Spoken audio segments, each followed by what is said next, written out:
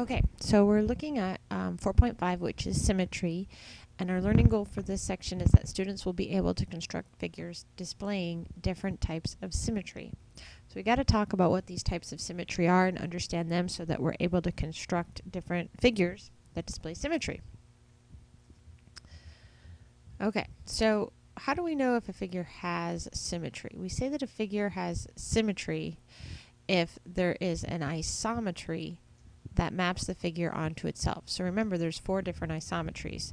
There's a reflection, a rotation, a translation, or a glide reflection. So if we can perform one of those 4 things and the figure will sit on top of itself, then we say that the figure has symmetry. So for example, if I look at this triangle and I did maybe a rotation, and we rotated it, and we might have to move it a little bit to get it to sit on top of itself, and it's not exactly right, but if we could do that and it'd be exactly right, then we would say that the figure displayed symmetry. So we'll look at some other examples here in a minute.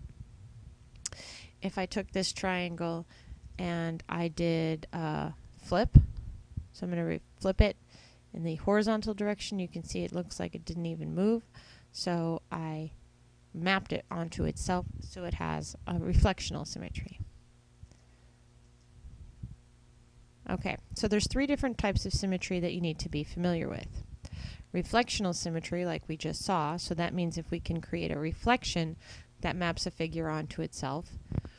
Rotational symmetry, so if we can rotate a figure so that it sits on top of itself.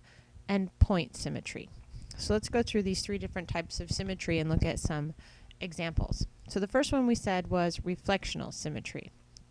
Reflectional symmetry is also sometimes called line symmetry. So if there's a reflection that we can create that will map the figure onto itself, it has reflectional symmetry. So in this particular example, that might be, let's see, choose a different color here. We would say the figure has reflectional symmetry along this line of reflection, right? So the left side is exactly the same as the right side. If I reflected across that line, whoops, you would see the figure exactly the same as you see it right now.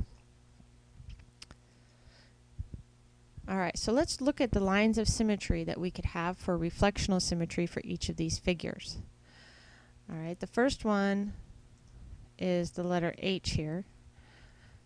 And if we drew a reflection line right here, the left side is exactly the same as the right side. So that's one line of reflection. But another line of reflection might exist right here as well, or maybe just a little bit lower. The top half happens to be exactly the same as the bottom half. So this one has 2 different lines of symmetry that create reflectional symmetry. For the figure to the right, this pentagon, this one has lots of different types of reflectional symmetry. There is